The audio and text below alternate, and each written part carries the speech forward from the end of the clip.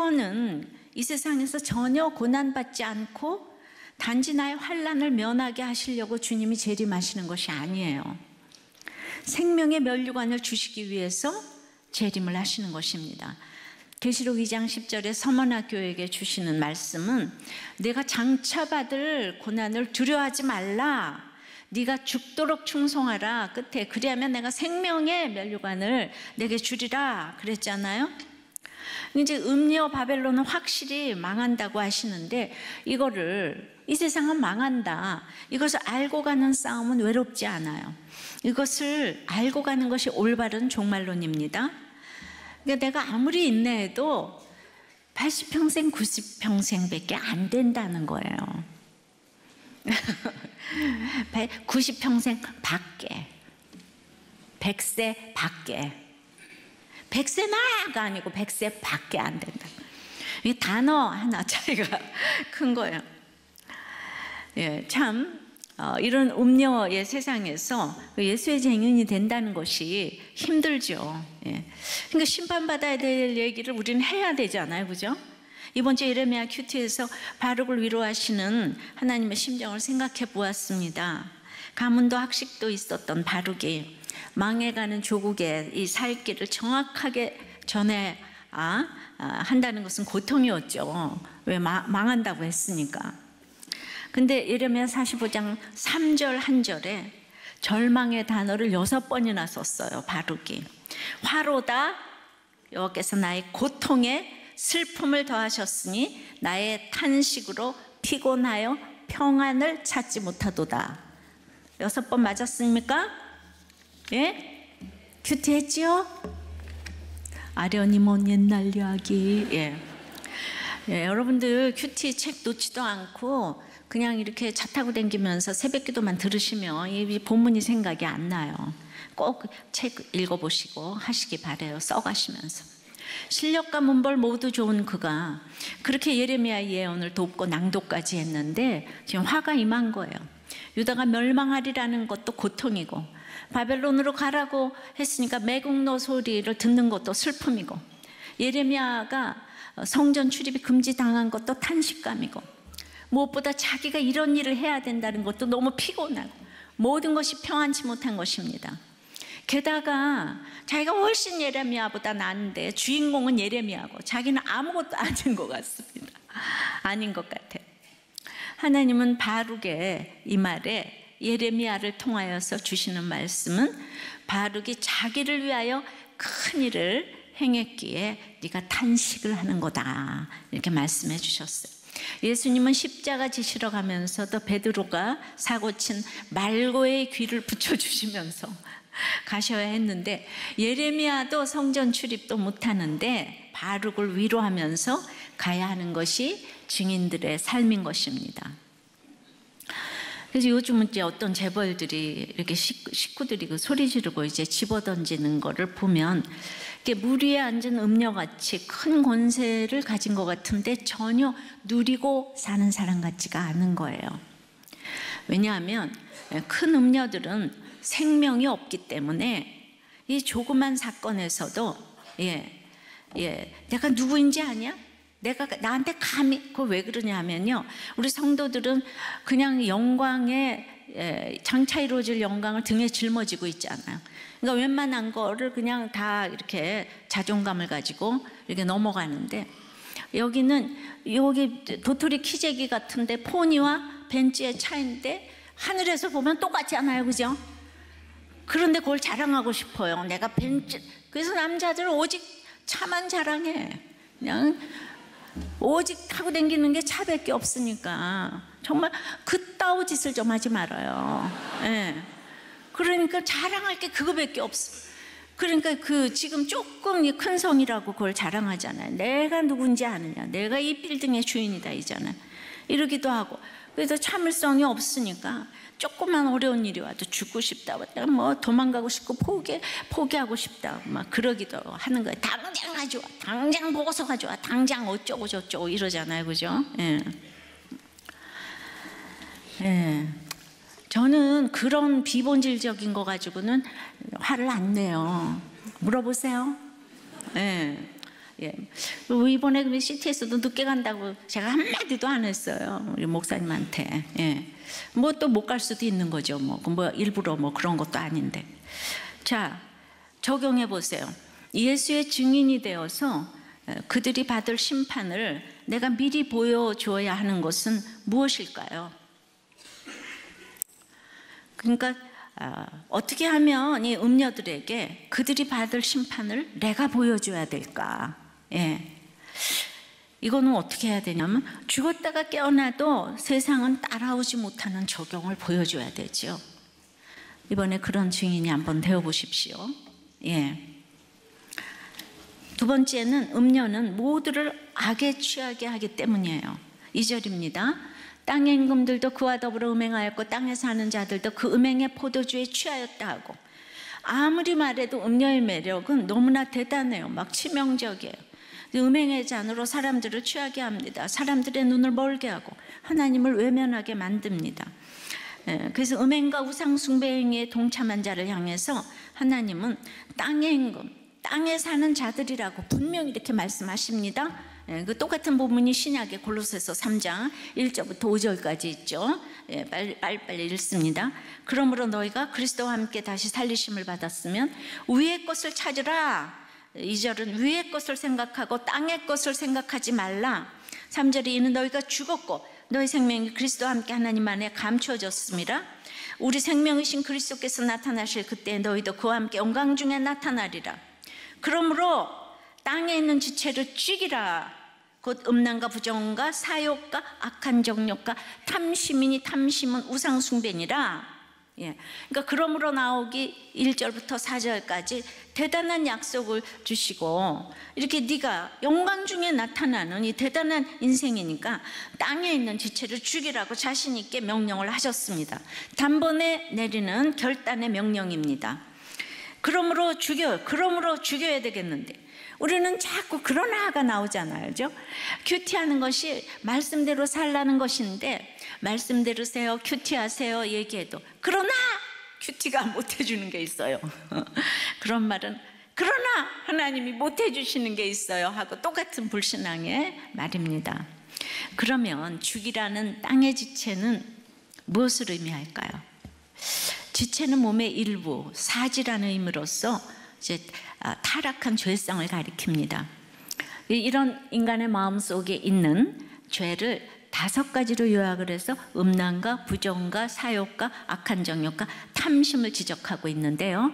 그 밑바닥에 기본에 있는 것이 탐심이에요. 탐심은 다 이제 베이스에 깔려 있어요.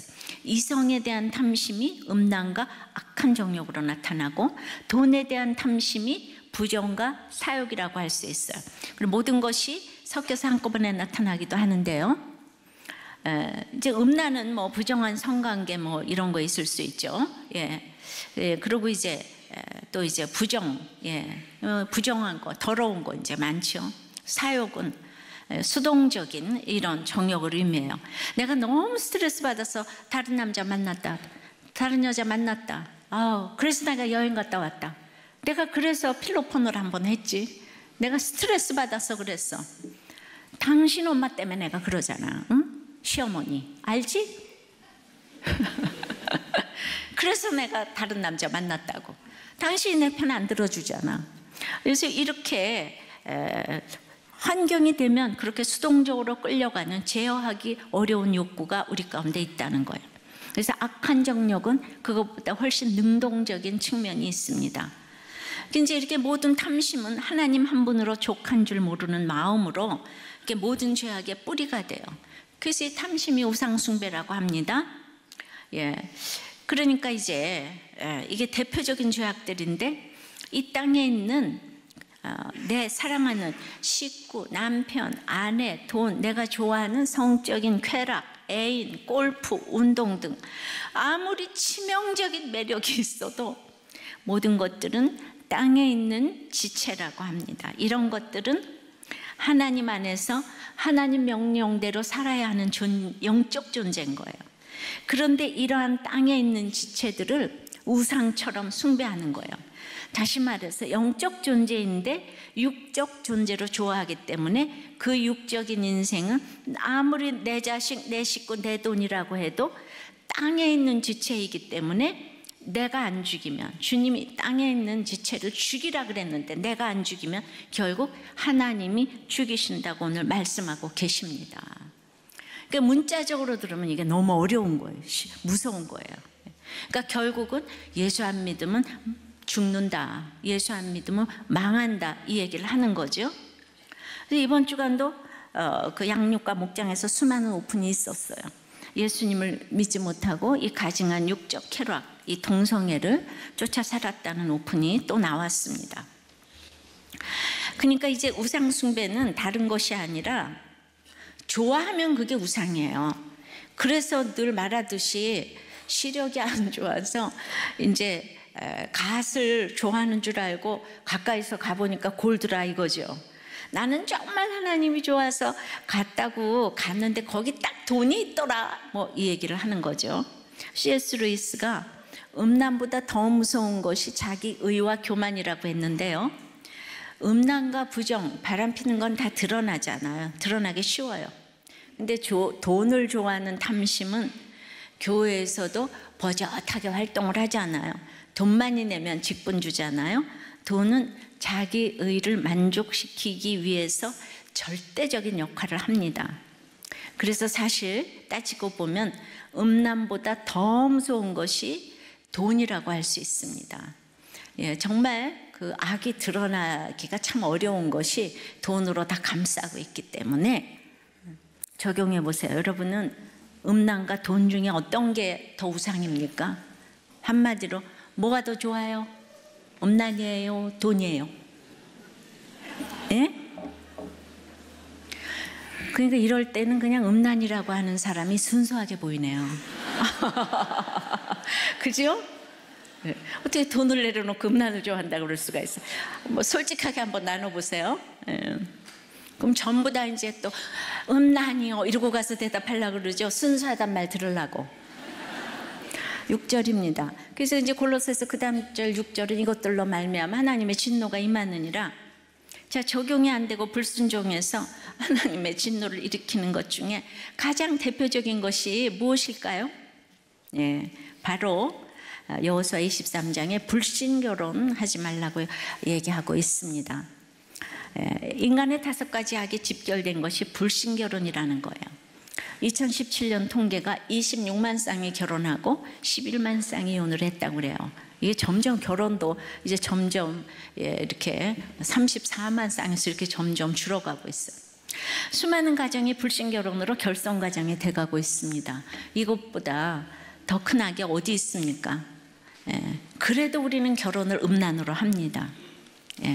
또 부정을 저지르는데도 그냥 어쩔 수 없이 임신했게 한다면서 이제 수동적인 사욕으로 합니다. 그리고 악한 정력으로 내가 마음만 먹으면 아무나 가서 다 빼앗아 옵니다.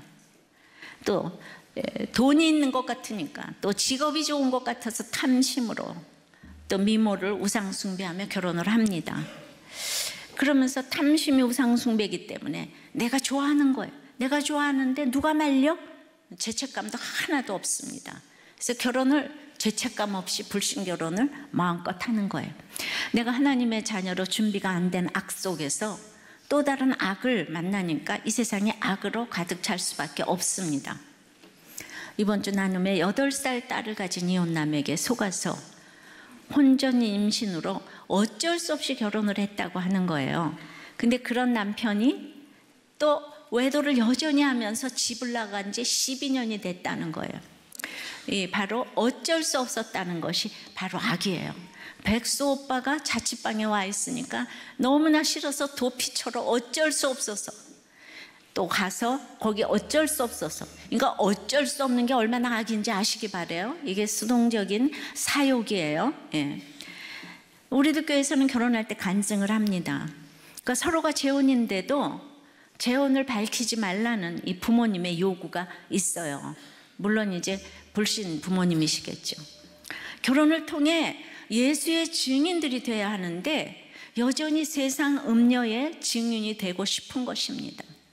한 번 실패했으면은 이제는 결혼의 목적이 행복이 아니고 거룩을 목표로 놓고 구원의 결혼을 하며 그곳에서 예수의 증인들이 되어야 하는 이 사명을 가져야 되겠는데, 그것이 끝까지 잘 사는 비결인데, 그리고 아직 세상 음녀의 증인이 되어가지고 흔들리면 안 돼요.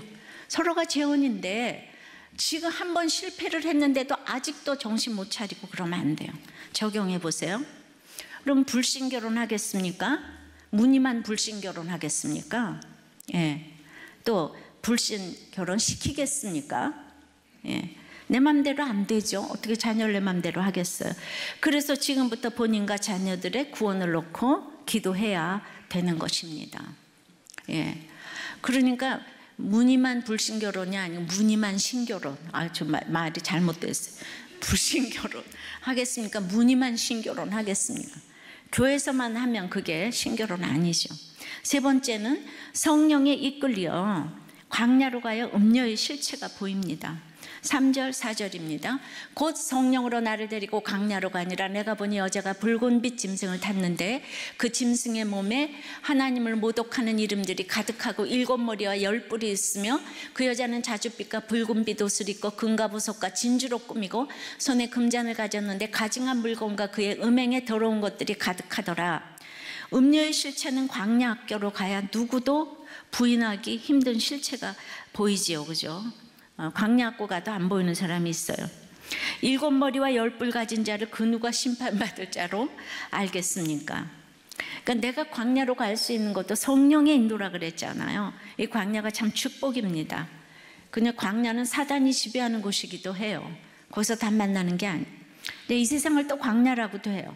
예수님도 광야에서 40일 동안 금식하신 후에 시험 받으셨어요. 이렇게 광야에 가가지고 나락으로 떨어져 보니까 여자와 짐승이 같은 붉은 빛인 거예요. 3절 4절을 보니까 한마디로 여자와 짐승은 종류가 지금 같다, 이 얘기가 나오는 거죠. 너무나 모든 것을 가졌어요. 화려합니다. 근데 거기 하나님을 모독하는 이름들이 가득합니다. 계시록 13장에서 짐승은 바다에서 나온 적그리스도라고 했어요. 땅에서 나온 새끼 양 같은 거짓 선지자의 모습이라고 했습니다. 근데 이 모든 것을 금과 보석과 진주로 꾸미고 막 손에 금잔을 가지고 이런 음녀가 짐승을 탔다고 하는 거예요. 음녀가 바로 이 사단의 하수인이라는 것을 보게 되죠. 더러운 것이, 거기 그냥 음행에 더러운 것이 가득하다고 했습니다. 바로 망하는 자의 모습이 이렇다는 거예요. 지금 바벨론이 망하는데 그걸 적나라하게 지금 보여주거든요. 그래서 아무리 꾸미고 있어도 7머리 10뿔이 있어도 금잔을 가지고 성공한 것 같아도 바로 이것이 망하는 성공이라 이거예요. 예수를 믿고 나면 하나님께서 우리를 그렇게 잘 살고 힘 있는 사람으로 바꾸어 준다고 하는 사람들이 너무 많이 있죠. 아니라니까요. 그게 바로 음녀요, 바벨론이라니까요. 바다에서 올라온 적그리스도의 미혹인 것이에요. 팔복을 교회에서는 가르쳐야 되고, 정말 이렇게 십자가를 가르쳐야 되고, 십자가를 길러놓고 가르쳐야 돼요. 저는 날마다 고난은 제가 받고 여러분들은 구원받고 천국 갔으면 좋겠다, 이 얘기를 제가 이제 합니다. 우리 주님에 대해서 제가 얼마나 자신 있으면 그러겠어요. 그렇다고 제가 날마다 고난만 받고 그렇게 여러분들 보기에 그렇게 그냥 찌질해 보입니까? 저는 아무리 십자가 얘기를 해도 다윗처럼 늙도록 부하고 귀할 예정이에요.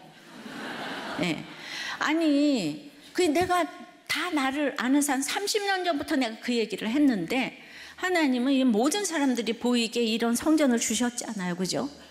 그러니까 여러분들이 이게 고난을 무서워하면 고난이 안 오고 뭐 그냥 그런 게 아니에요. 고난 얘기해도 고난이 오죠.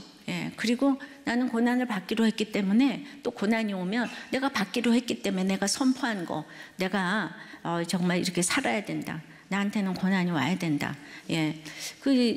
또 제가 깨달을 것이 많기 때문에 그러니까 점점 제가 요동함이 적어지게 지금 되는 것 같아요. 그리고 점점 이 평강이 이렇게 이제 생기는 것 같습니다. 이런 것을 광야 학교를 거치지 않으면 분별하기가 진짜 너무 어렵다는 것이에요. 값비싸고 화려한 음료의 옷은 어린 양과 혼인한 거룩한 성도들이 입은 빛나고 깨끗한 세마포와는 아주 대조가 되잖아요. 하나님이 쓰시려면 음료의 화려함보다는 거룩함과 깨끗함이 요구되는 것이죠. 이것을 보는 자는 예수의 증인이 될 수 있다는 것이죠. 1월 성신을 섬기던 므낫세가 바벨론에 끌려가고 나니까 그제야 여호와가 하나님인 줄 알았다고 하는 거예요. 환난을 당하고 나서야 알았답니다. 그래서 하나님이 가장 맥을 못 추시는 것이 회개예요. 회개. 므낫세가 그때 이제 회개를 했거든요. 성령으로 끌려가야 음료의 실체가 보여서 회개를 하게 된다는 거죠. 적용해 보세요. 여러분의 광야는 무엇입니까?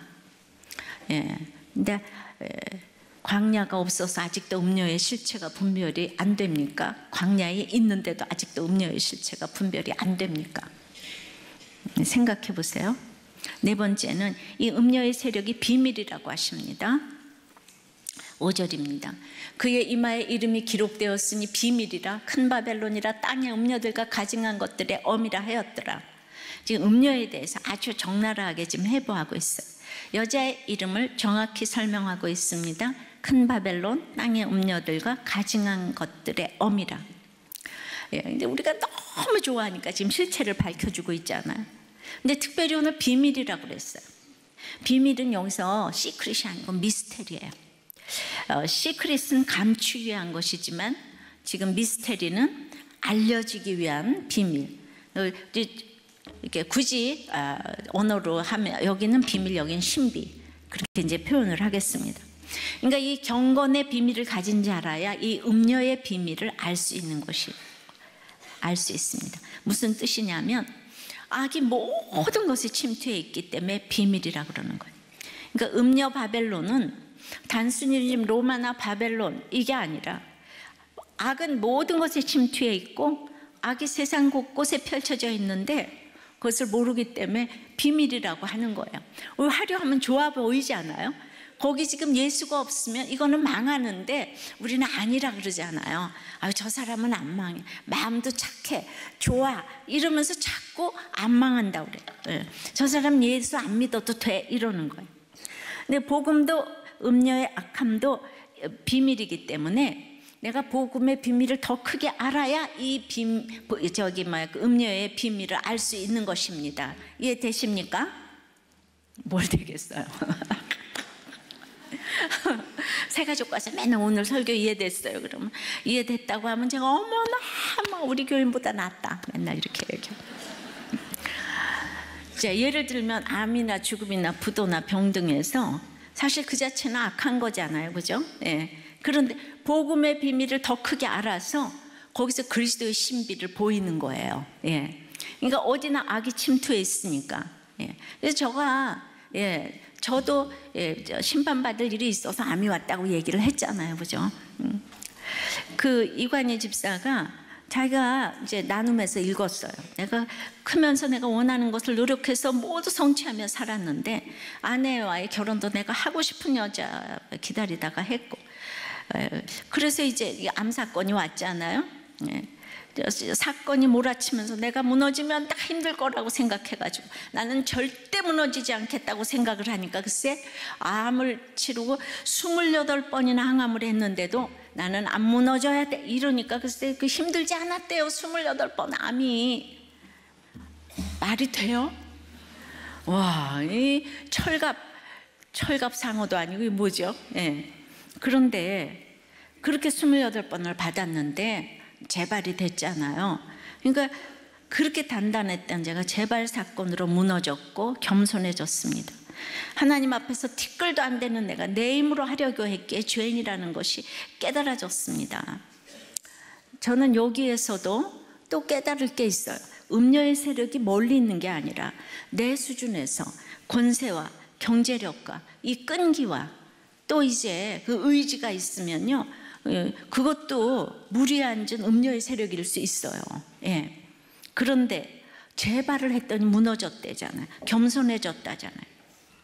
그러니까 이분이 짠하고 내가 회복이 될 수 있었으면 좋겠다는 생각도 한때 있었지만 예레미야 묵상하면서 한순간에 무엇이 되기보다는 바벨론 포로 생활이 길고도 멀지만 하루하루 조금씩 고쳐주시고 공동체 안에서 말씀 안에서 영육이 회복되는 것을 생각하게 되었습니다.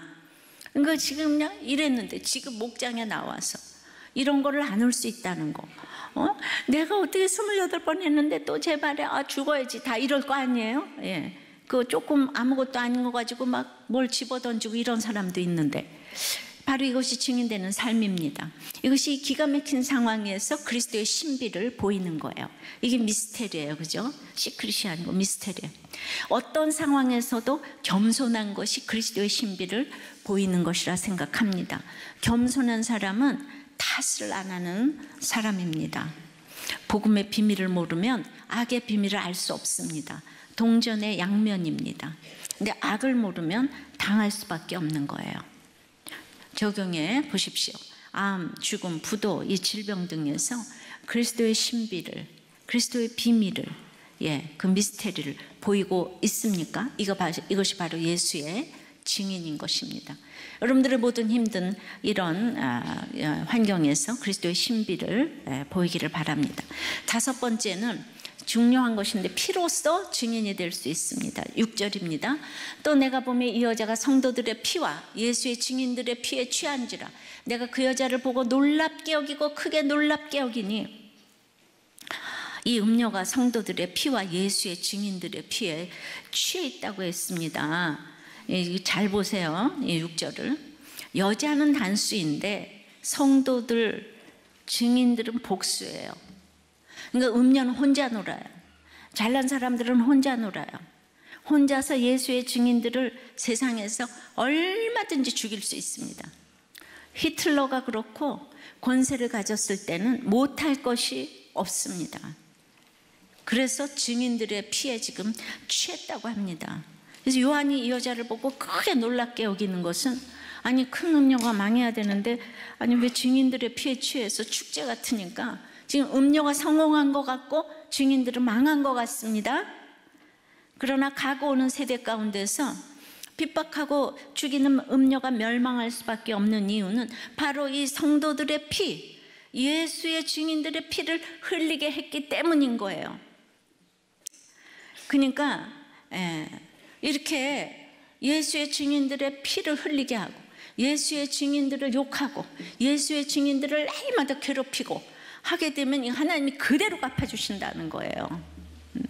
우리는 이제는 그냥 살인을 하면 징역까지만은 이 명예를 하고 맨날 그 사람을 악성 루머를 퍼뜨리고 뭐 이러고 저러고 하면은 그거는 그냥 영원토록 그 사람을 몇 대를 걸쳐서 살인하는 거하고 똑같기 때문에 이걸 하나님이 기억하신다는 거죠.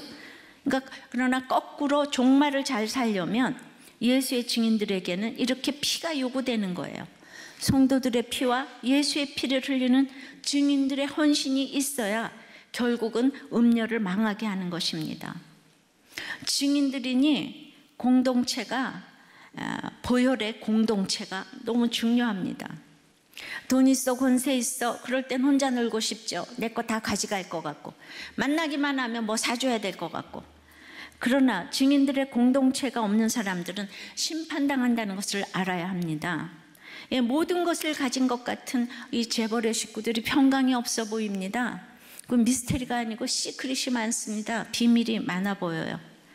지금 우리들 교회 나는 그런 거 볼 때마다 우리들 교회 목장 나왔으면 저런 말 안 했을 것 같은데 왜냐하면 우리들 교회 목장에서 막 소리를 질렀다 그러면 그러시면 안 된다고 처방할 거 아니에요. 젊은 목자가 막 처방을 하면 여기서는 기분 나쁘지만 나가서는 크게 사고를 안 칠 거 아니에요. 공동체에 와서 얘기 좀 들으셔야 돼요. 이처럼 예수의 증인으로서 피로써 이 세상은 망한다는 것을 삶으로 보여주는 인생이 되어야 합니다. 내게 주어진 오늘이라는 하루를 이런 마음으로 사는 것이 가장 건강한 종말론이고 그렇다고 해서 극단적으로 살라는 말은 아니에요. 예, 우리 교회가 극단적인 것 같습니까? 절대로 아닙니다. 복음적입니다. 그래서 우리는 너무나 우리들 교회는 웃음이 있습니다. 예, 그러니까 뭐 잘 된다고 그래서 이게 편한 그건 아닙니다. 베드로를 비롯해서 골로새서, 에베소서, 그 사도 바울이 썼죠. 옥중서신이잖아요. 감옥에 있는 상황 가운데 지금이 말세인데 다 깨어서 기도하고 전도하고 뭐 이런 거 하니까 지금은 가정을 지킬 때가 아니다 이래야 될 것 같은데 다 옥중에서 가정생활에 최선을 다하라고 이랬어요. 그때 그렇게 핍박받을 때 남편에게 복종하라, 상전에게 충성하라, 종들에게 잘하라. 왜냐 우리가 음녀하면은 가정을 깨는 것부터 딱 생각나지 않습니까? 예.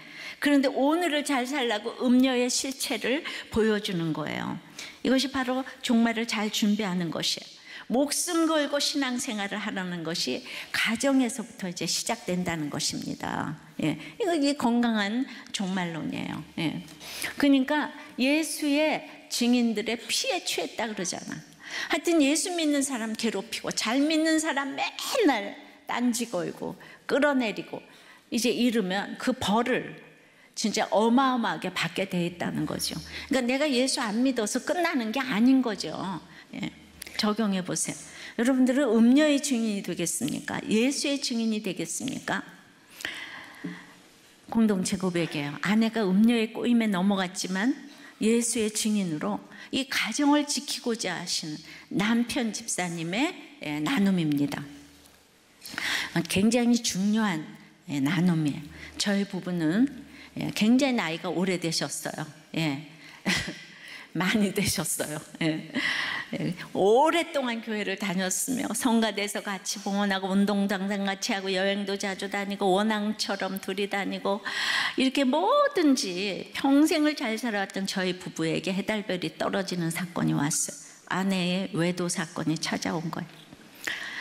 진짜 유브라데 강이 마르고 예, 이제 동방의 왕들이 이제 쳐들어오는 아마겟돈 전쟁이 이제 시작됐죠. 이제 아내가 계속된 자녀들의 취업 실패와 갱년기가 함께 오는 심한 우울증을 심하게 겪었어요.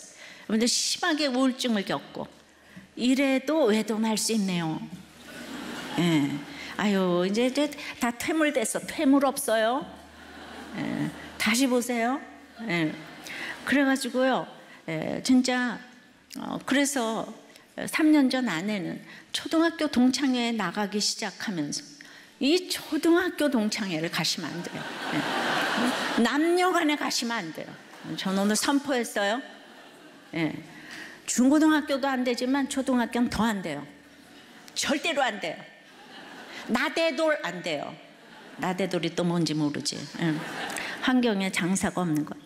근데 거기 가가지고 심했던 우울증이 없어지고 표정이 밝아지는 듯 하니까 그냥 뭐 너무 좋았는데 각방에서 잘 걸 요구하고 이제 운동도 여행도 다 거절을 하고 그래서 드디어 이제 뒷조사를 해가지고 외도를 확인하게 됐는데 이분은 그냥 뭐 너무 온 세상이 하얗고 지금 내가 혹시 꿈꾸는 거 아닐까 막 지옥 속에 빠져서 고통과 슬픔의 시간이 시작되었는데 아내가 외도한 원인이 믿음이 적은 아내에게 있는 것이라고 생각하고 분노와 억울함과 복수로 가득 찬 나였는데 그게 이제 이게 힘드니까 이제 이렇게 오셨어요. 실체가 바로 내 안에 있는 헛된 기대와 욕심인 것, 이것이 인정되었다는 거죠. 그 헛된 것이 뭔가 하면 아내와 모든 시간을 카이로스로 보내는 것이 아니고 크로노스의 시간으로 그렇게 보내니까 그냥 얼마나 내가 돈을 좋아하고 사랑 타령하면서 사랑을 좋아하고 건강을 탐하다가 속임수에 넘어갔는지 나의 실체를 깨달으라는 것입니다라는 목사님 설교 말씀이 딱 나에게 주시는 말씀인 거 알게 되었고 그러니까 결국 나의 아내에 대한 집착과 세상적으로 즐기며 살아가려는 기대가 바로 속임수의 실체라는 것을 파악하게 되었습니다. 그러니까 이제 아내를 믿을 수 없어서 이제 의처증 증세까지 나타내는 이 고통으로 나도 내 자신이 이제 싫어지고 그래서 너무 힘들어서 상담소를 거액을 들여서 뭐 심리, 치유, 교육 상담 받았지만은 거기서 결론은 아내와 나는 길이 다르니까 행복을 위해서 각자의 길, 즉 이혼할 거를 종용받았다는 거예요. 그러나 이제 와서 설교 말씀 들으면서 여호수아에게 이제 기브온이 속였잖아요. 그래도 하나님께 이제 맹세를 해놓고 내 유익 때문에 그것을 어기면 안 된다고 하셨고, 나에게 아무리 손해가 와도 약속은 무조건 지켜야 하고 속았다는 걸 알고 이제 뒷수습을 못하면 진노가 우리에게 임한다고 하셨다는 거. 그래서 이혼은 절대로 하면 안 된다는 말씀의 이유를 알게 되었다고. 지금도 각방을 쓰고 있지만, 그래서 이혼의 생각은 접었고 끝까지 인내하며 살아가는 것이 맹세를 지키는 일임을 알게 되었다는 것이죠. 속은 자가 구원의 선봉에 서야 한다고 하는데, 저는 회개하며 그로써 언젠가 영적으로 회파된 나의 가정이 언젠가 회복될 것이라고 하시는 말씀을 믿습니다. 여호수아도 드디어 속인 기브온을 사랑하게 되는 것처럼 기브온이 드디어 사죄의 고백을 했잖아요, 그죠? 그래서 내가 세상의 좋은 환경보다 이 하나님 안에서의 나쁜 환경이 축복이 되었다. 할렐루야. 내가 지금 세상적인 환경으로 힘들고 어렵지만 세상 소유가 아닌 주님 말씀을 가운데 묵상함으로 나의 죄를 고백하고 회개함으로 거룩함으로 이제 그 영적 은혜를 사모하는 것이 훨씬 소중하다는 것을 이제 깨닫게 되었다는 거. 이게 오늘 정말 너무나 클라이막스 간증 아니에요? 그러니까 이런 분도 이혼하면 안 된다 이거예요. 가정은 지킬 만한 가치가 있는 거예요. 예. 근데 다들 이렇게 지키고 계시잖아요. 적용을 보세요. 여러분은 피로써 증인이 되어야 할 일이 무엇입니까? 이분은 지금 피로써 증인이 된 거예요. 음료의 증인인데 예수의 피로써, 이것도 고백하고 회개도 하시고. 이거 남자들이 여자들이 바람피는 거 참아주는 거는 남자들이 바람핀 것보다 1000번 어려운 거예요. 이분 정말 생명 내놓고 예수의 증인이 된 것이라고 생각합니다. 말씀 맺어요.